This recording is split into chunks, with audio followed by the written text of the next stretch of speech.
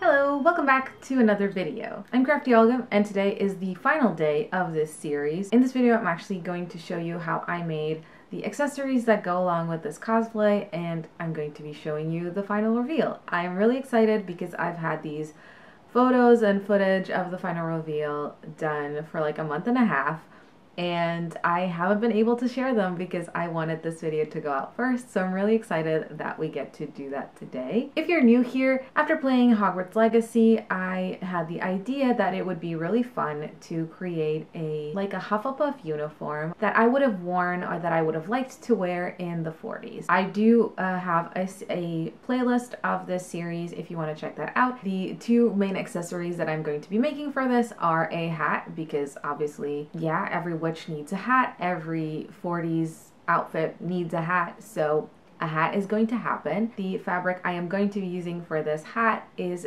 the Minerva Core range polyester suiting in the color gold. I did get this fabric for free in exchange for a post on their website, as I am a Minerva Brand Ambassador. The other thing that I want to make is like a brooch or badge that has the house colors or house crest or something like that. First, let's start making the hat and let voiceover Olga take over. So to get started on the hat, I first need to get my pattern ready to go. I'm using my pillbox hat pattern that I drafted for the DAL video. So I'll link that if you want to watch it. So yeah, I'm using that pillbox hat pattern, and I just traced the circle, and then I'm adding, I think I can't remember how much I did, if it was like 7 or 6 centimeters, but like I added however much I wanted my brim to be for this hat, or like the rim, I don't know what this is called, the little bit that goes around the hat. I kind of regret not doing this a pointed witch's hat. I feel like I missed an opportunity, but I was thinking like, oh, I want this to be wearable and stuff. But I think, I don't know how wearable this hat ended up to be, but I do really like it. So once I've got the pattern ready, I can go ahead and cut out my pattern pieces, and I am going to be lining the hat with, the lining fabric that I've been using for this whole series. So what I'm going to be doing is the top of the hat, I'm going to cut out in this yellow, and then the sort of sides of the hat I'm also going to cut out in one of the yellow, and then for the bottom, or for like the rim, I'm going to do 2 of these so that both layers, because both of these are going to be visible, so both of these are going to be with the fashion fabric, and the only lining is going to be like the actual bit that goes over my head. I hope that makes sense. I think it will be clearer in a bit. But yeah, what I did was first I cut out the shape, and I actually marked what the inside was. So where I'm supposed to cut that excess away, but I didn't cut it yet because I learned this from the Closet Historian. She made a video similar to this, or like she made a hat similar to this, actually. I should say she has not made a video similar to this. Anyway, she made a hat similar to this, and she explained in that video that she leaves the middle because it makes it easier to work with. It makes the whole thing easier to just wrangle throughout the process. And I thought I would give that a try because I feel like she has more experience than me, so she probably knows what she's talking about. Anyway, so I was very picky with what offcuts to use for the hat pieces because I am going to need a truckload of bias binding.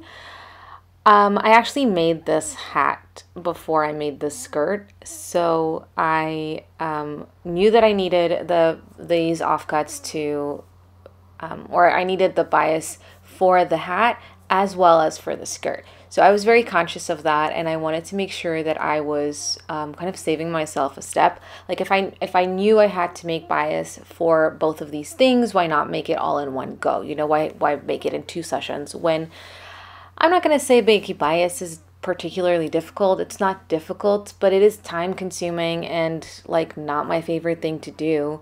So, you know, if I can do it in once instead of doing it twice, I will. Anyway, if you've never made your own bias, this is how I do it. I find some offcuts. I find the 45-degree angle. That's what I was doing, was stretching the fabric. That's going to be the stretchiest bit of the fabric. And then I just grab my ruler and draw lines. My ruler is exactly 5 centimeters wide, so I just draw on top and on the bottom of it, and then that gives me 5 centimeter wide strips of fabric, which I then cut. I sew them together at the ends, and then press all of that together, and then, you know, do the whole, like, run it through a bias maker. I have like one of those little tools, like it's like a little piece of plastic that you run your fabric through that makes it like when you're pressing it, and then it presses it into that shape. Then I also went ahead and cut out my lining. So as I said, I'm going to be cutting out the side of the hat as well as the top from the lining. So basically I'm going to make a pilga box lining and stick that inside the hat.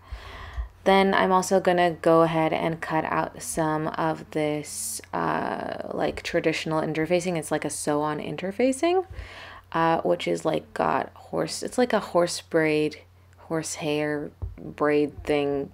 Not a horse braid thing. It's like a horsehair interfacing, I think it's called. Yeah, so I'm going to interface all of my pieces with this, or interline, I guess. Before I actually do that part, I'm going to grab my wire. This is actually jewelry making wire that I'm using here instead of hat making wire, because that's not super wildly available where I live.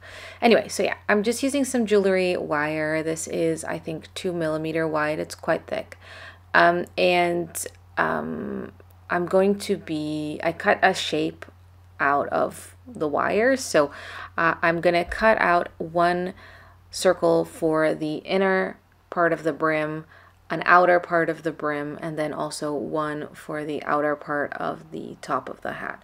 And then I obviously have to stitch that down by hand, because a lot of hat making is hand sewing. When that's all done, as you can see here, all of those pieces are stitched with wire, so they're nice and sturdy. And I'm going to put those to the side for now, because we're not yet interlining them. First, we're going to interface the actual fabric. So I was really scared of this not being super sturdy, and to be honest, I wish I'd used thicker interfacing, but anyway. So yeah, I cut some interfacing and interfaced the fashion fabric pieces, and that just, I wanted it to have like extra strength. I wanted it to be not super wobbly, because this fabric does have a really nice drape, which is lovely for skirts, but not so lovely for hats. So yeah, definitely something that I'm happy I did, but kind of wish I'd use thicker interfacing for. Now it's time to start sandwiching things together, and I have to say that this was a challenge to do for the like brim of the hat. I did not have an easy time of this, and I think it's noticeable in the final product, but maybe that's just my eyes, because I did spend quite a few hours looking at this, so I don't know, maybe I see a lot of flaws. Anyway, so yeah, I first put both layers of fabric with wrong sides together with a layer of like sturdy interlining with the wire in between. And then I went ahead and used these clips to put in or to like attach them or secure them. But as you can see, I actually had to do it on both sides, because there was a lot of like excess fabric, or like, I don't know, it didn't lay really nice and flat and taut. Anyway, so I went ahead and also pinned the other layers of the top and the sides to their matching interlining pieces. And especially for the side, I actually stitched it down by machine just really quickly to just secure it down, like with a basting stitch. But the others I actually had to sew by hand. So I went back and took off the 2 layers and decided to baste it together and then stitch the other layer. Honestly, I just went back and forward with this a ton because it just wasn't laying flat like I wanted it to. I'm not really sure what happened there. I'm not sure what happened there. I think probably the sizing, because I decided to add a bit extra for seam allowance, but I didn't add the same seam allowance to all of them because I did it by eye. So I think that might have been part of the issue, but probably not the whole issue. Anyway, so yeah, I went ahead and stitched that down to its counterpart and repeated that for the other pieces too. So then I went ahead and added the bias binding to the raw edges of the brim of the hat. So I just folded it over and secured it in with the, what do you call it, with the clips. And I was finding that I was still getting a lot of just excess fabric, and like it was giving me like wrinkles and weird not laying flatness on the hat. So I ended up just pulling all of the excess fabric towards the center and pinning that down, because I knew that I was going to cut off some of that excess, like I was going to cut out the center. So I thought that I could then like I just thought that that would make the bit that actually is going to stay in the hat lay nice and flat, and then I could deal with the rest of it later.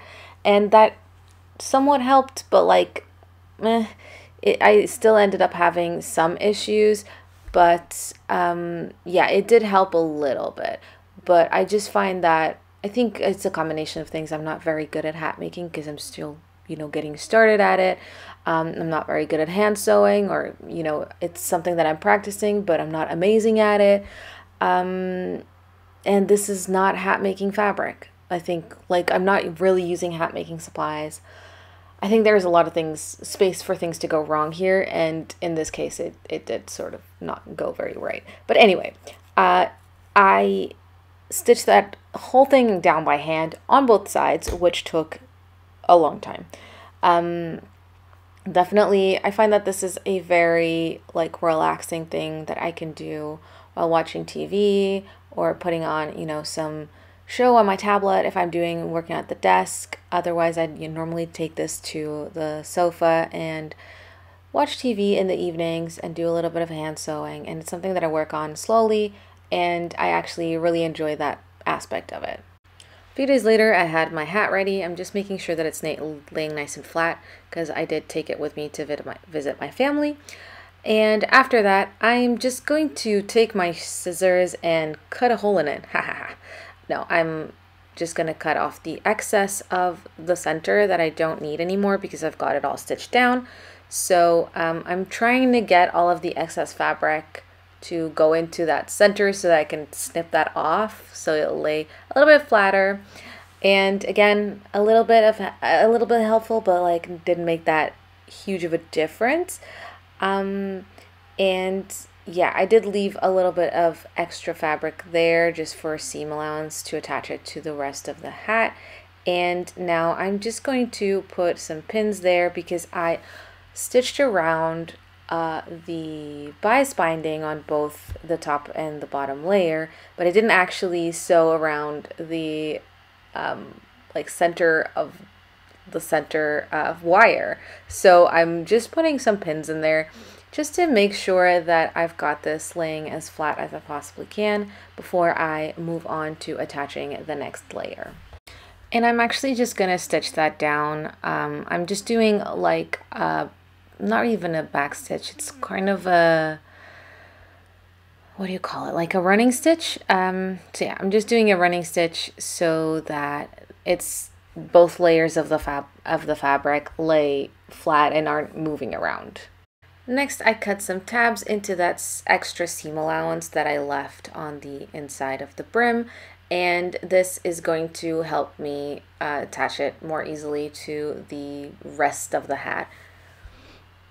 But before I actually attach the rest of the hat to the brim, I need to stitch that together because I still haven't done that. So I'm gonna repeat a lot of these steps for the next bits. So essentially I have to stitch the outer fabric to the interlining of the top of the hat, Once I've done that, I'm going to stitch the short ends of the side of the hat together, and that's going to form like kind of a circle shape, and I'm doing it by hand just because it's easier and quicker. It's a very small seam, and I'm using a back stitch. So yeah, once I've sewn that together, I'm going to go ahead and pin that with right sides together to the top of my hat and stitch all the way around, again by hand.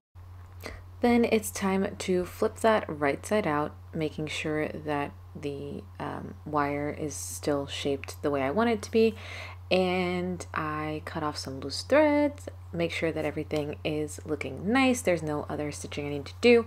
Then I'm going to place that like inside the tabs of the brim. So I'm gonna match the raw edges sort of with the tabs and, you know, clip that all around, and then again stitch that all down by hand. And now it's looking like a hat, you know, so I went ahead and trimmed off the excess seam allowance there. It was going to be too bulky otherwise. And it's like, it's quite funny to watch this back and be like, oh yeah, I've completely forgot about this. Anyway, so once I have that, I'm just trying it on to see if I like it, you know, how it's looking so far. I'm really happy with it. And at this point, the hat is actually taking shape, and I feel really excited because like the fun part is about to come. So the fun part is obviously all of the trimmings, all of the decoration, and I got out all of the things that I thought would look good and am kind of placing them and pinning things, making like playing around with it because I had some ideas but didn't, you know, I wasn't fully sure what I wanted to, how I wanted to go about this. And I actually have this brown trim that was in my grandmother's stash. So I decided to put that around the kind of the joint of the hat. And also the reason I'm giving it a little press just before I move on, because I was finding this, I thought it needed a little bit of, you know, pressing. Yeah, I tried, you know.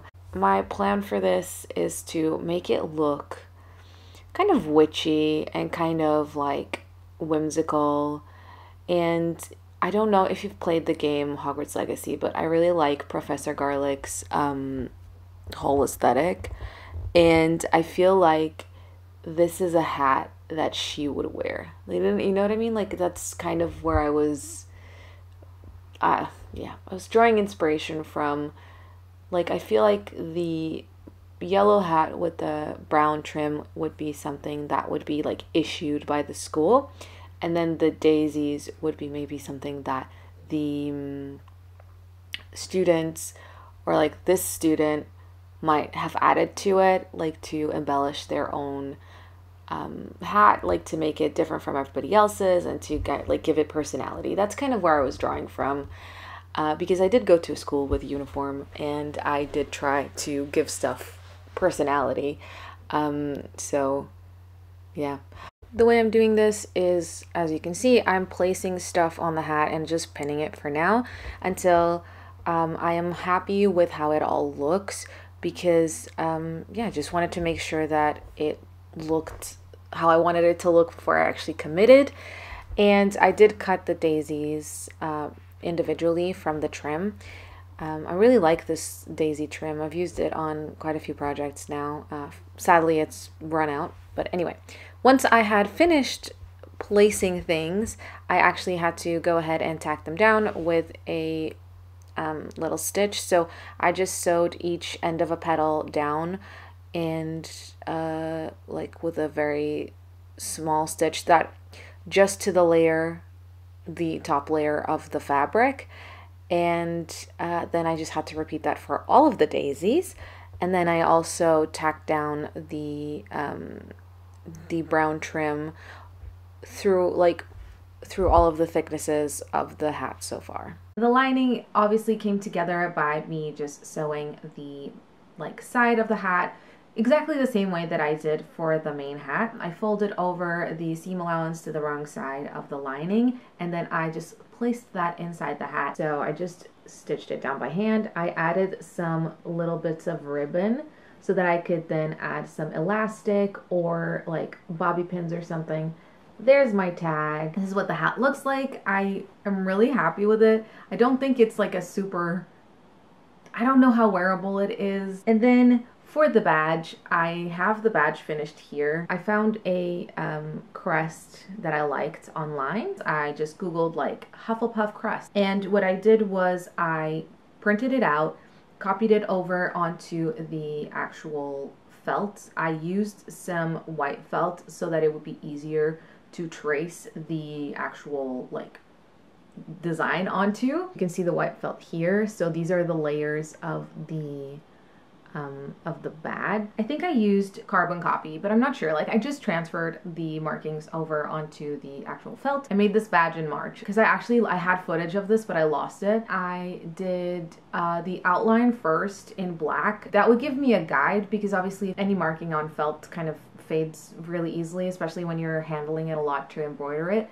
So I always like to do my outlines first when I'm doing things like this. I first went off and did the black shadows, and then I did, you know, the gray, gave it a little eye, and then I just filled in the colors at the back. I used like a gray and a yellow that matched. So I made it in a bit bigger, and then I cut tabs, folded them down, stitched them down, and then I added a little bit of black felt for a backing to make it like nice and pretty, and then I added a one of these pin backs. Yeah, so this project has been in the works for a really long time. I had the idea to make it around the beginning of March, like probably end of February, beginning of March, and that's kind of like when the idea for this channel came, and that's when I started working on content for it, even though I didn't start publishing content until the summer. But I really wanted to have things to post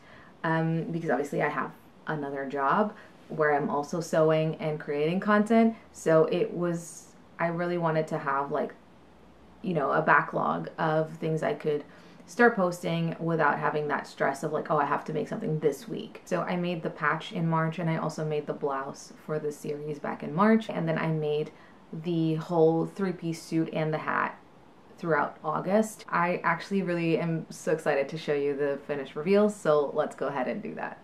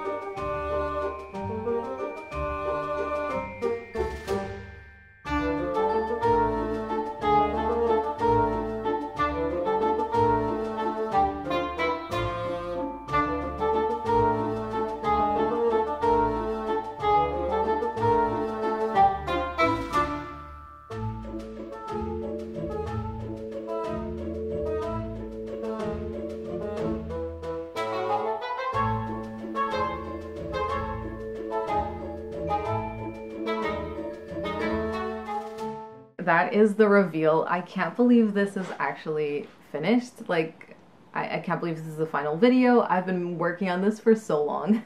Yeah, I hope you enjoyed coming along this. I hope you enjoyed the whole reveal, the whole thing. I had a really fun time making all of these garments, all of these items. I really learned a lot because every single piece that I made for this whole cosplay was a different technique, was a different sometimes whole style of thing, like from hat making to making a badge to making a blazer, you know, those are all really different things.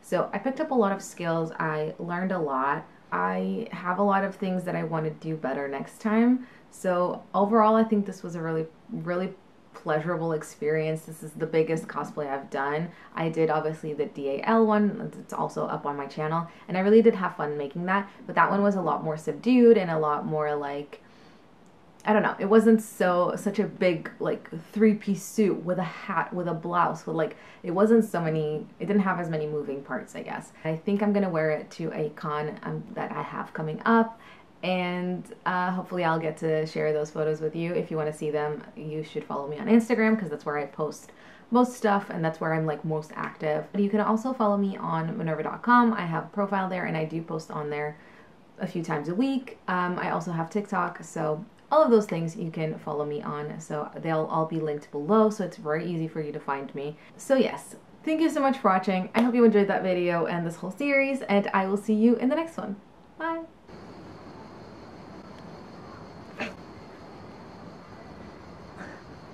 I think I have enough for this section of the show.